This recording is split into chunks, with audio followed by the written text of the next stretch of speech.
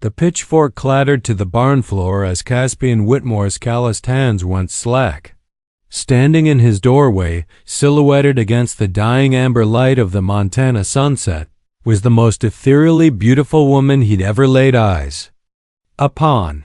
Her auburn hair hung in disheveled waves around a face that belonged in the paintings of European masters, not begging at his ramshackle barn door. "Please, sir," she repeated, her voice carrying the refined cadence of Eastern education despite the desperation threading through each word. "I haven't eaten in 3 days. I can work, I'm stronger than I look." Caspian's weathered face remained frozen in shock.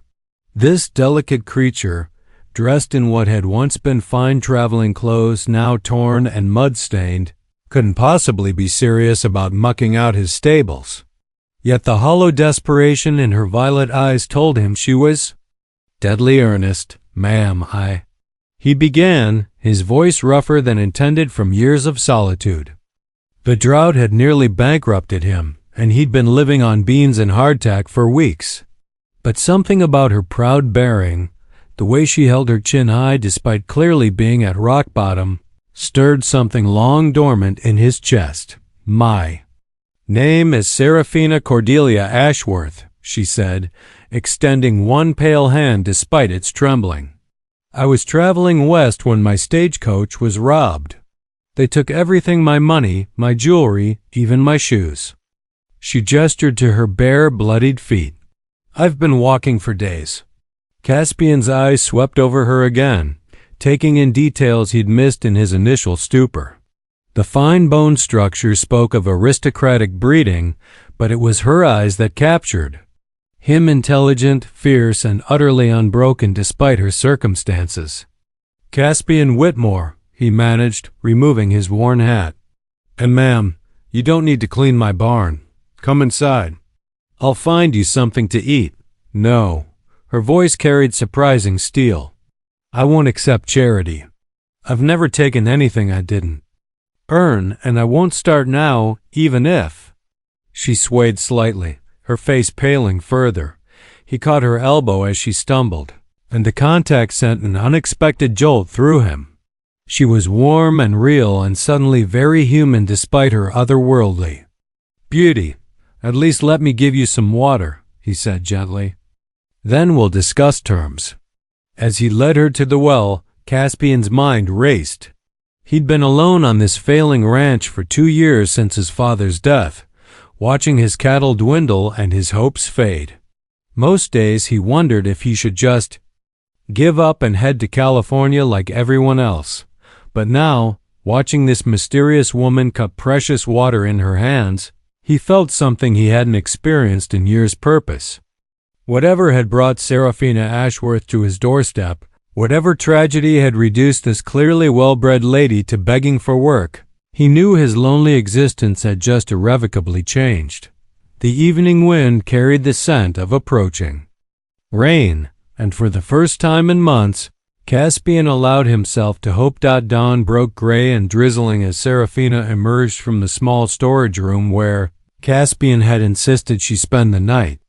She'd fashioned a makeshift bed from horse blankets, and though it was the humblest accommodation she'd ever known, she'd slept better than she had in weeks. She found him already at work in the barn, his powerful shoulders straining against his worn shirt as he hefted hay bales. The sight made her pulse quicken in a way that had nothing to do with her weakened condition. "Mr. Whitmore," she called softly. He turned and she caught the flash of something vulnerable in his dark eyes before. His expression shuddered. "Morning, Miss Ashworth. I've set out some biscuits and coffee in the house. I told you we'd discuss terms." His voice was firm but not unkind.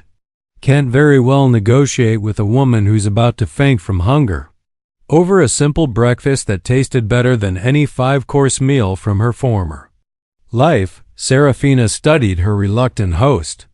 Caspian Whitmore was perhaps 30, with the lean build of a man who worked hard but ate little. His hands, she noticed, bore old scars alongside fresh calluses, the marks of someone who'd known both gentler times and harsh necessity. "You weren't always a rancher," she observed. His cup paused halfway to his lips. "What makes you say that?" "Your speech, your manners, the way you hold yourself," she smiled slightly. "I was raised to notice such things." A rueful laugh escaped him. "Sharp eyes, Miss Ashworth. My father sent me east for schooling, Harvard, actually. Wanted me to be a lawyer or banker. But when the cattle started dying and he took ill ... he shrugged. "Some dreams are smaller than others, I suppose. And some circumstances are temporary," she said quietly. They worked in companionable silence after that, she mucking stalls with surprising competence while he mended fence posts. By midday, Caspian was forced to admit that Seraphina Ashworth was indeed stronger than she looked. More importantly, she worked without complaint, her movements efficient. Despite her obvious unfamiliarity with such labor. It was when she was carrying water to the horses that disaster struck. The bucket slipped from her weakened grip, and as she bent to retrieve it, her torn skirt caught on a loose nail. The fabric ripped further, revealing not just her leg but something that made Caspian's blood run cold. Angry purple bruises covered her thigh, clearly made by cruel fingers. The marks were faded but unmistakable. "Miss Ashworth." His voice carried a dangerous edge. "Those bruises, they weren't from any stagecoach robbery." She froze, her face draining of color. For a moment, he thought she might flee. Instead, she straightened with that same proud bearing he'd noticed the night before. "No," she said simply. "They weren't." "Who?" The single word carried all his barely leashed fury. "My husband." The admission seemed to cost her everything. "Rather, my former husband. I left Boston 3 weeks ago while he was away on business." The robbery story was easier than the truth. Caspian felt something primitive and protective surge through him. "Did he never got the chance to do worse," she said quickly, though her trembling hands betrayed her. "But he would have. He promised he would, once we reached his family's plantation in Georgia. He'd already..." She gestured vaguely at the bruises. The pieces fell into place, her fine clothes, her education, her desperate flight west. She wasn't just running from poverty. She was running for her life. "You're safe here," Caspian said, the words emerging as both promise and vow. "Whatever else happens, you're safe here." The days that followed fell into a rhythm as natural as breathing. Seraphina proved herself capable of far more than barn cleaning. She possessed an intuitive understanding of the animals that amazed Caspian, and her Eastern education proved surprisingly practical when applied to ranch management. "Your feed bills are excessive," she said one evening, studying his ledgers by lamplight. "There's a grain merchant in Billings who'll sell for 30% less if you buy in bulk." Caspian looked up from where he was mending harness leather. "Can't afford bulk purchases. Barely scraping together money for next month's supplies as is. What if we pooled resources with the Henderson Ranch? They're struggling too, from what I overheard in town. Together, you could afford the bulk discount and split the savings." He set down his needle, studying her with new respect. "That single quote's actually brilliant. How did you..." "My father owned textile mills in Massachusetts," she said quietly. "Before he died, he taught me about business. Said a woman needed to understand money if she wanted to survive in this world." Her laugh held little humor. He was right, though perhaps not in the way he intended. As the week progressed, Caspian found himself looking forward to their evening conversations with an eagerness that both thrilled and terrified him. Seraphina had a quick wit and keen intelligence that challenged him in ways he'd forgotten he missed.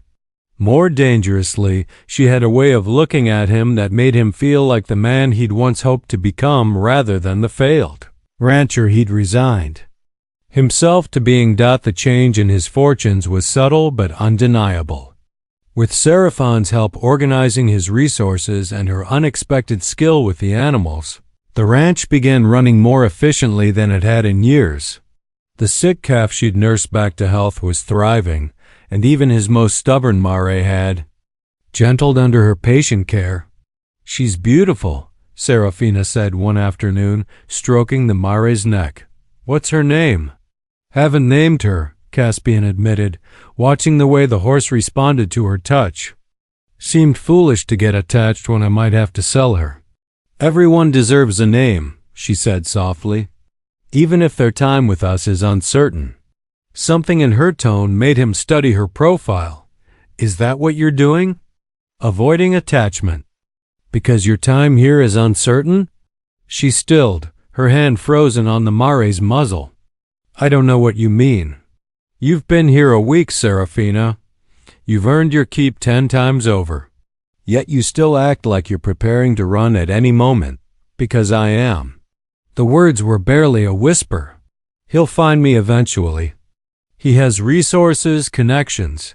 When he does—" Caspian stepped closer, close enough to catch the faint scent of lavender she somehow maintained despite their rustic circumstances. "When he does, he'll have to go through me." Her eyes flew to his, wide with something between hope and terror. "You don't understand what you're saying. Cornelius Blackthorne isn't just wealthy, he's dangerous. He has powerful friends, men who'd think nothing of destroying a failed rancher in the middle of nowhere." Caspian's smile held no warmth. "Let them try. This land has been in my family for 3 generations. I know every canyon, every creek, every hiding place within 50 miles. And I'll be damned if I let some eastern snake drag you back to hell." The intensity in his voice made her tremble. No one had ever spoken of protecting her with such fierce certainty. In her world of calculated marriages and social advantage, she'd never encountered anything like the raw honesty in Caspian's dark eyes. "Why?" she whispered. "Why would you risk everything for someone you barely know?" He reached up, his calloused fingers infinitely gentle as they traced her cheek. "Because in 1 week, you've brought more life to this place than I've felt in 2 years. Because watching you gentle that mare made me believe in beauty again. Because—" He paused, his thumb brushing across her lower lip. "Because I'm falling in love with you, and I can't pretend otherwise." The kiss that followed was inevitable as sunrise, yet it caught them both unprepared for its intensity. Seraphine's careful composure shattered as Caspian's arms encircled her, and for the first time since her nightmare marriage began, she felt truly safe in a man's embrace. When they finally broke apart, both were breathing hard. Seraphine's hands had somehow found their way to his chest, and she could feel his heart hammering beneath her palms. "Caspian, she began, but he silenced her with another kiss, softer this time, but no less devastating. "Don't overthink it," he murmured against her lips. "For once in your life, don't think about consequences or propriety or what might happen tomorrow. Just ... feel." And she did. For 3 precious days, she allowed herself to fall into the fantasy that this could be her real life.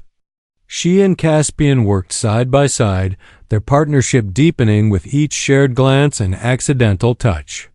In the evenings, they would sit on his porch, her head on his shoulder as they watched the stars emerge over the vast Montana sky. It was during one of these perfect moments that their world collapsed. The sound of approaching horses shattered the peaceful evening like gunshots. Serafina bolted upright, her face draining of color as she recognized the expensive tack and Eastern bread. "Mounts." "No," she breathed. "No, it's too soon." He couldn't have. "Serafina." The voice that cut through the twilight was cultured, commanding, and utterly without warmth. "I know you're here, my dear.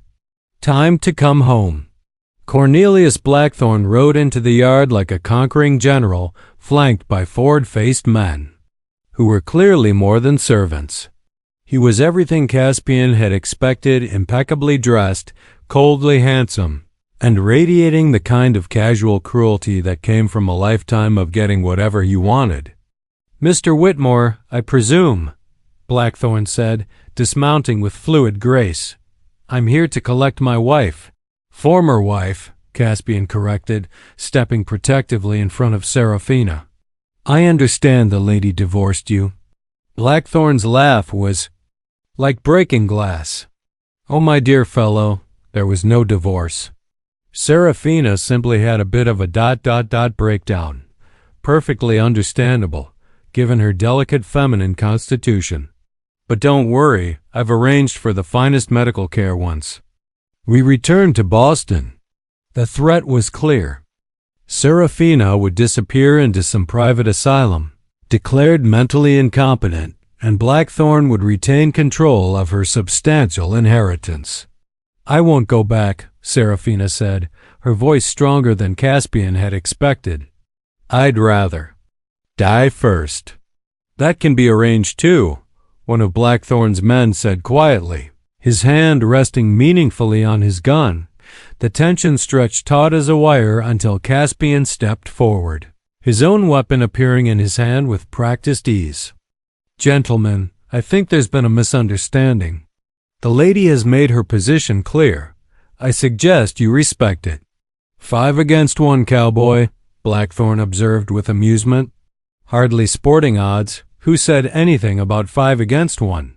The new voice came from the barn, and Caspian felt relief flood through him as his neighbor, Jeremiah Henderson, emerged from the shadows with his 3 eldest sons, all armed and ready for trouble.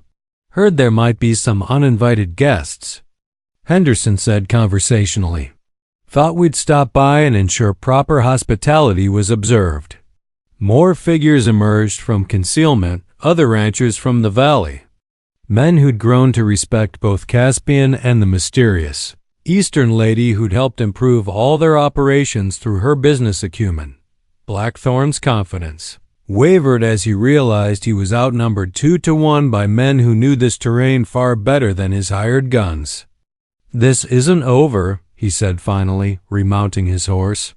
"I have legal documents, federal marshals at my disposal. You're only delaying the inevitable." "Maybe," Caspian agreed. "But tonight, you leave, and you leave alone." As Blackthorn's party disappeared into the darkness, the gathered ranchers slowly dispersed with promises to keep watch and warnings to be careful. Serafina stood frozen on the porch until only she and Caspian remained, then finally allowed herself to collapse into his arms.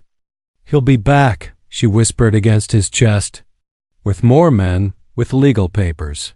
He won't give up. There's too much money at stake." "Then we'll be ready," Caspian said, though privately he wondered how long they could hold out against a man with Blackthorn's resources. "No," she pulled back, her eyes bright with unshed tears. "I won't let you sacrifice everything for me. I should go disappear somewhere he can't find me. Like hell." His arms tightened around her. "We'll figure this out together." But over the next 2 days, as riders appeared on distant ridges and strange men asked questions in town, it became clear that Blackthorn was tightening his net. When the territorial marshal arrived with official papers demanding Seraphine's return for medical evaluation, even their local sheriff had to admit his hands were tied. "I'm sorry, Caspian," Sheriff Morrison said, genuinely regretful. "The papers look legitimate, and I can't go against federal authority." That night, as they held each other in the darkness of his small bedroom, Serafina made a decision that tore her heart in two. "I have to go with him," she whispered. "No." Caspian's voice was fierce in the darkness. "I won't let that happen. If I don't, he'll destroy you. He'll find some excuse to have you arrested, or he'll simply have his men gun you down and claim self-defense. I can't live with your blood on my hands. And I can't live without you." The raw honesty in his voice nearly broke her resolve. "Serafina, these past 2 weeks, you've given me back my life. More than that, you've shown me what life could be. Don't ask me to just stand by and watch him take you. She kissed him then, pouring all her love and desperation into the contact. Then come with me. What? Not with Blackthorn, never that. But there are places we could go. Territories where his influence doesn't reach. We could start over somewhere. Far from here. Caspian was quiet for a long moment, and she could feel him thinking. My ranch, my family's land. We'll still be here if we ever come back. But Caspian, if we stay, we're both dead. He made that clear tonight. By morning, they'd hatched a desperate plan. Serafina would appear to submit, agreeing to return east with Blackthorn. But during the journey, at a predetermined point, Caspian would intercept them. In the confusion, she would escape and they would flee together to California or Oregon. Somewhere beyond Blackthorn's immediate reach. It was dangerous and depended on perfect timing. But it was their only chance. When Blackthorn arrived the next day with his escort and the federal marshal, Serafina played her part perfectly. She appeared broken, defeated, speaking in the submissive tones her husband expected while secretly memorizing every detail of their planned route. I'm pleased you've come to your senses, my dear, Blackthorn said as he helped her into the carriage with false solicitude. Dr. Hammond in Boston is quite looking forward to treating your condition. Caspian watched from his porch, every muscle tense with the effort of not drawing his gun and ending this charade permanently. Their eyes met briefly as the carriage pulled away, and he saw the love and trust in her gaze that gave him strength. As the dust settled, he began his own preparations. By nightfall, he would be riding hard to reach the ambush point before them, carrying everything he could manage and leaving behind the only life he'd ever known. For her, it was worth any sacrifice. The stagecoach rattled through the Montana wilderness, each mile taking Serafina further from safety and closer to a living death. Blackthorn sat across from her, occasionally making pleasant conversation as if they were merely traveling companions rather than captor and prisoner. You'll be pleased to know I've completely redecorated your room, he said as they paused to change horses at a way station. The bars on the windows are quite tasteful wrought iron with decorative scrollwork. One would hardly notice their true purpose. Serafina maintained her facade of defeated compliance, but inwardly she was counting miles and watching the sun's position. According to their plan, Caspian should intercept them at Devil's Canyon, a narrow pass still 2 hours ahead. Everything depended on Blackthorn maintaining his current pace. As if reading her thoughts, her husband leaned forward with a cold smile. I do hope your cowboy friend isn't planning anything foolish. It would be such a shame if he were to have an accident. Her blood chilled. I don't know what you mean. Of course you don't. He patted her hand with mock affection. Just as I'm sure it's pure coincidence that Mr. Henderson's boy was seen riding hard toward the territorial capital yesterday, or that several of your rancher friends have been asking pointed questions about legal jurisdiction. The carriage lurched back into motion, but now Seraphine's mind was racing with new fears. Had their plan been discovered? Was Caspian riding into a trap? Her answer came an hour later when one of Blackthorn's outriders galloped back to the carriage with urgent news. Sir, there's been a development.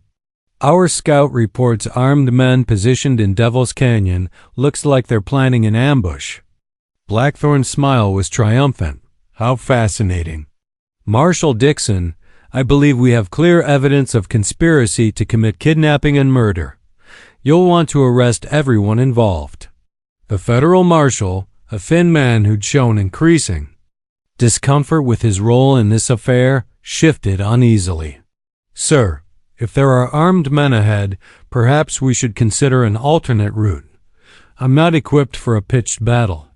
Nonsense, Blackthorn said briskly. We have 8 armed men, surely sufficient to handle a few desperate farmers. But Serafina saw something in his eyes that chilled her anticipation. He wasn't just planning to capture Caspian. He was looking forward to it.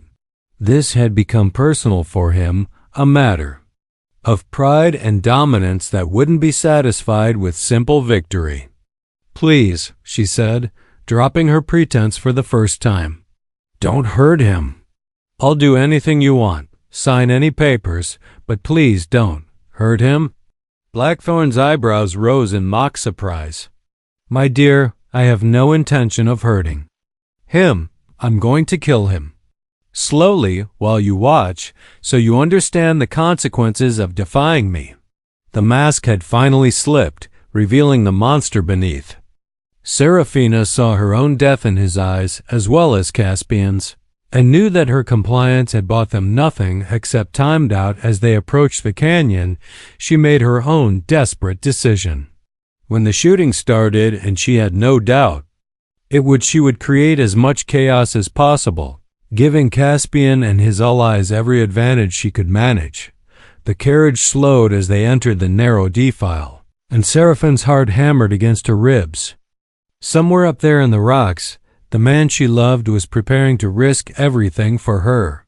The least she could do was ensure his sacrifice wasn't in vain. Her fingers found the small derringer hidden in her petticoat, a weapon she'd carried since leaving Boston but never thought she'd have the courage to use. Today, she would find out what she was truly capable of when everything she loved was at stake. The first shot rang out just as the sun touched the canyon rim, and the final gamble began. The ambush erupted with devastating suddenness. Caspian's first shot took down Blackthorn's lead outrider, while his hidden allies opened fire from both sides of the canyon. The carefully planned attack should have ended the matter quickly and decisively. Instead, it became a nightmare. Blackthorn's men proved to be experienced gunfighters rather than mere thugs, and they responded to the attack with disciplined efficiency. Within moments, what should have been a rescue had become a pitched battle with bullets ricocheting off canyon walls and horses screaming in terror. Inside the carriage, Serafina felt the vehicle lurch as the driver was hit. Blackthorn cursed and drew his own weapon, but before he could level it at her, she produced her derringer and pressed it against his ribs. "Tell your men to surrender," she said, surprised by the steadiness of her own voice. His laugh was genuinely amused. "My dear girl, that pop gun wouldn't stop a rabbit. Besides, I think you'll find your rescue attempt isn't going quite as planned." Through the carriage window, she could see he was right. 2 of the ranchers were down, and Caspian's position was being overrun by flanking gunmen. Even as she watched, he was forced to abandon his cover and scramble higher up the canyon wall, bullets chipping stone around him. "Surrender now," Blackthorn called out over the gunfire, "and I'll make it quick for him. Continue this foolishness, and I'll make sure he takes hours to die."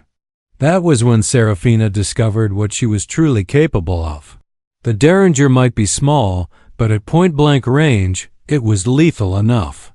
Her shot took Blackthorn in the shoulder, spinning him around and sending his weapon flying. "You little," he snarled, lunging for her with his good arm. She evaded his grasp and tumbled out of the carriage into the chaos of the firefight.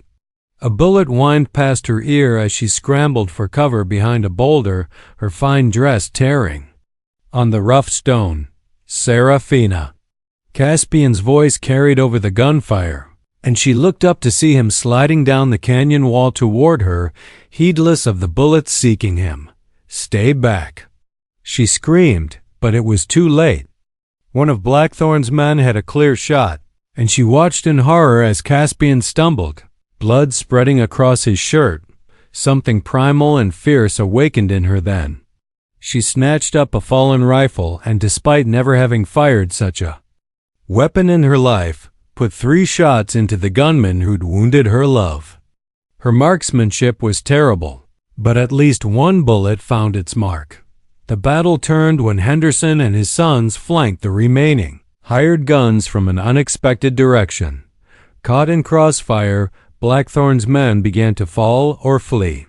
Within minutes, only her husband remained, clutching his wounded shoulder and staring at her with naked hatred. "You think this is over?" He spat as Henderson's men surrounded him. "I have connections in Washington, judges in my pocket. I'll see you. I'll hang for this." "No," said a new voice from the canyon entrance. "You won't." Federal Marshal Dixon approached with his weapon drawn, but it wasn't pointed at the ranchers.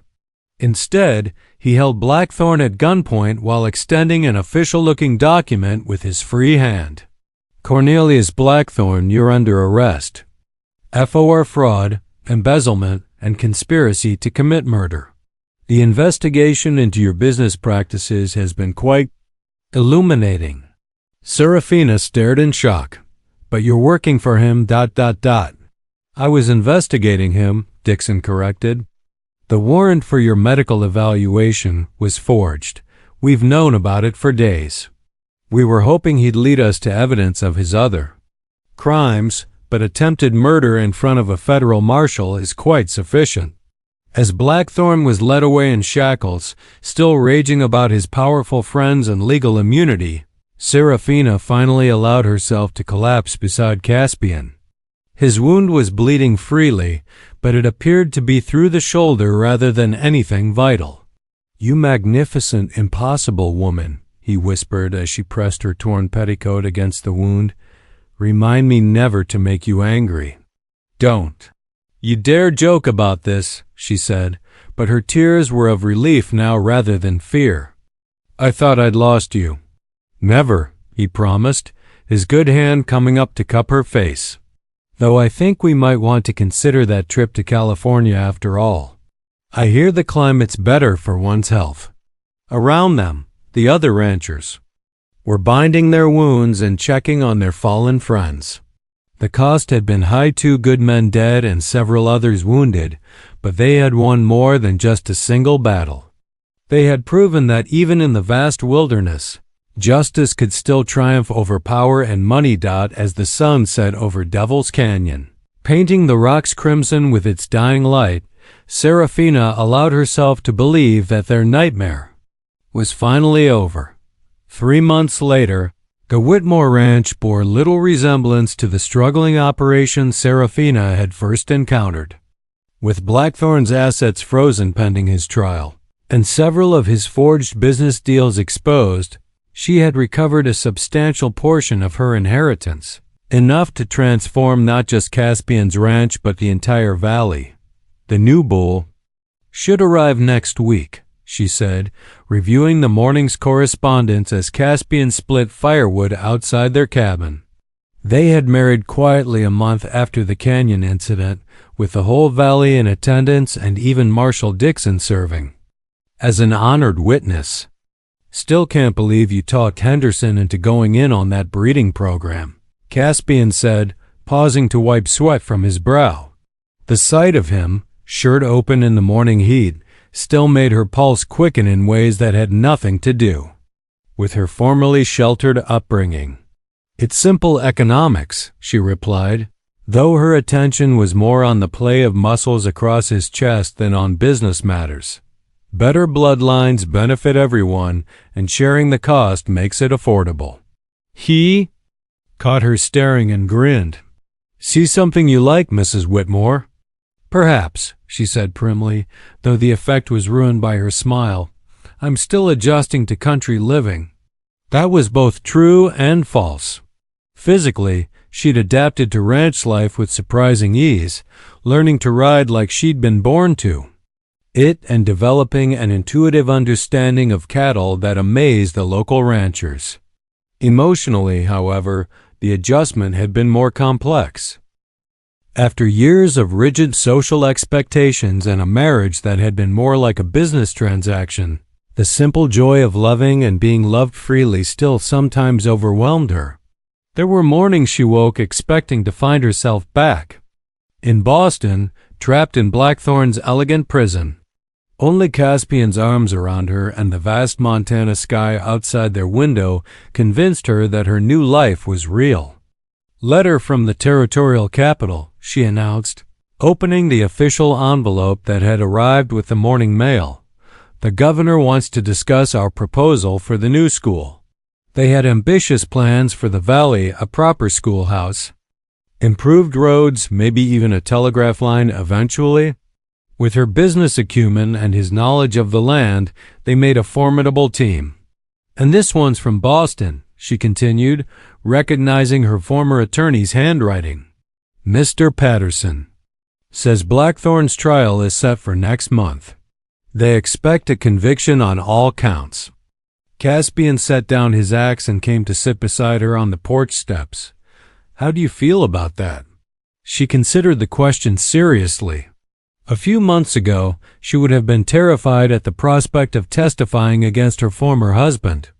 Now the idea held no fear, only a sense of justice finally being served. Satisfied, she said finally. He hurt a lot of people, not just me. It's time he faced consequences. Will you go back for the trial? We'll go back, she corrected. If you don't mind the travel. I want him to see that his threats were meaningless, that we built something beautiful despite everything he did. Caspian's arm came around her shoulders, and she leaned into his warmth. Whatever you need, he promised. Though I admit, I'm curious to see this famous Boston society that produced such a remarkable woman. Boston society didn't produce me, she said softly. The woman I am now. She was born right here, in this valley, the night I knocked on your barn door. As if summoned by her words, the mare she gentled during her first week now named. Serenity approached the fence and nickered softly. The horse had become something of a symbol for them both, representing the possibility of healing and trust even after trauma. Speaking of new beginnings, Caspian said, his tone carefully. Casual. I've been thinking about what you said last week. About the cabin being too small. Serafina felt her heart skip. They'd discussed expanding their home, but she suspected he had more than additional square footage in mind. And, well, if we're going to be hosting school board meetings and territorial officials, we'll need proper space for entertaining. And if we're hoping to fill some of those rooms with... He paused meaningfully. Well, the future of the ranch will need space to grow. She turned in his arms, seeing her own hopes reflected in his dark eyes. Children, only if you want them. I know your first marriage was... I don't want you to feel pressured, she silenced him with a kiss that left no doubt about her feelings on the matter. When they finally broke apart, both were breathing hard. Yes, she whispered against his lips. Yes to everything. The bigger house, the children, the whole impossible dream of it. Then we'd better get started on that house, he said, but made no move to rise from their embrace. Around them, the valley spread out in golden afternoon light, cattle grazing peacefully in pastures that would soon expand again with their latest land purchase. In the distance, smoke rose from the Henderson Ranch and the growing town that was taking shape around the new railroad depot. It was a sight that never failed to fill Serafina with wonder. This vast, beautiful land that had become home. This life she'd never dared dream of when she was trapped in Boston's gilded cage. 1 year later, Serafina stood in the doorway of their new home, watching Caspian teach their 6-month-old daughter to help with the morning chores. Little Catherine Josephine Whitmore, Caddy for short, gurgled with delight from her specially crafted carrier as her father pointed out different animals and explained their care in the same patient tone he'd once used with her mother. See, that mare little one, that's Serenity. She helped bring your mama and me together, Caspian said, bouncing the baby gently as the horse approached for her morning apple. One day, when you're bigger, she'll teach you to ride.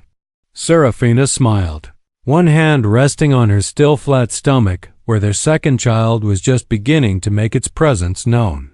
The morning sickness had been her first clue, confirmed yesterday by Dr. Martinez during his monthly visit to the valley. She hadn't told Caspian yet, wanting to savor the secret for just a little while longer.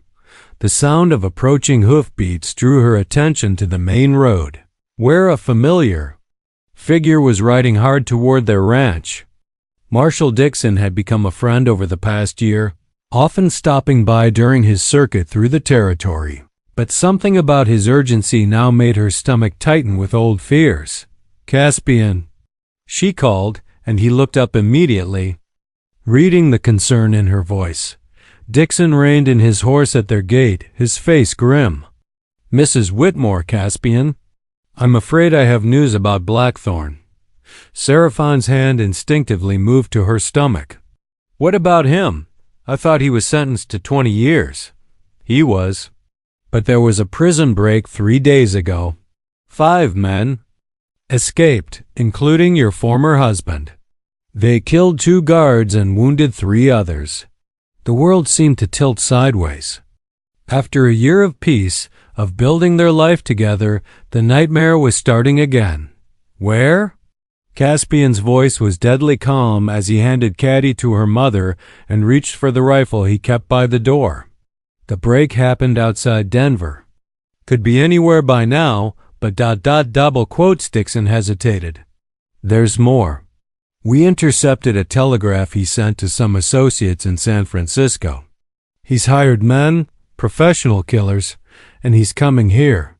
"Why?" Serafina whispered, though she already knew the answer. "Revenge," Dixon confirmed. "According to our informant, he blames you for destroying his life. He's not interested in money anymore, or even getting you back. He wants you dead, and everyone you care about dead with you."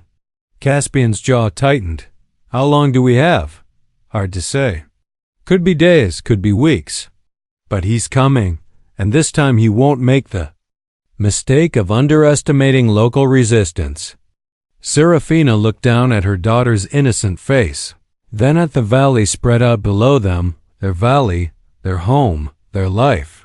Everything they'd built was under threat again, but this time the stakes were impossibly higher. "We need to get word to the others," she said, her voice steadier than she felt. "If he's targeting everyone I care about, that means the Hendersons, the Mitchells, everyone who helped us." "Already done," Dixon assured her. "But I won't lie, this isn't going to be like last time. These men he's hired aren't just gunfighters. They're killers, the kind who enjoy their work." For a moment, the old fear threatened to overwhelm her. Then Caddy made a soft sound, and Serafina felt that fierce protectiveness that had surprised her from the moment of her daughter's birth. No one, not Blackthorn, not hired killers, not the devil himself, would harm her family. "Then we'll be ready for them," she said firmly. "All of us. This valley has faced worse than one bitter man and his paid thugs." Caspian moved to stand beside her, his arm coming around both his wife and daughter. "She's right. We've got good people here, and we know this land better than any outsider ever could." "There's something else," Dixon said reluctantly. "The territorial. Governor has authorized me to evacuate you and the baby to the state capital until this is resolved. You'd be under federal protection." "No." Seraphine's refusal was immediate and absolute. "I won't run again. This is our home, our life. If we run every time he threatens us, when does it end?" "Serafina," Caspian began, but she cut him off. "I mean it, Caspian. I spent years running, first from my father's expectations, then from Blackthorn's cruelty. I won't teach our daughter that running is the answer to every problem." She looked out over the valley again, seeing not just the physical beauty but everything it represented, the community they'd helped build, the future they were creating for their children, the proof that love could triumph over hatred and fear. "Besides," she added with a smile that held more steel than softness, "I have something Blackthorn doesn't." "What's that?" Dixon asked. "A reason to fight that's stronger than his reason for revenge. He's driven by hatred and wounded pride.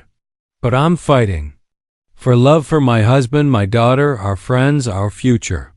She looked up at Caspian, seeing her own determination reflected in his eyes. "And love will always be stronger than hate in the end." As if to emphasize her point, Caddy chose that moment to reach up and touch her mother's face with one tiny hand gurgling happily. The simple gesture filled Serafina with such overwhelming love and fierce protectiveness that she felt capable of taking on an army if necessary. "All right then," Dixon said, tipping his hat with obvious admiration. "But you won't face this alone.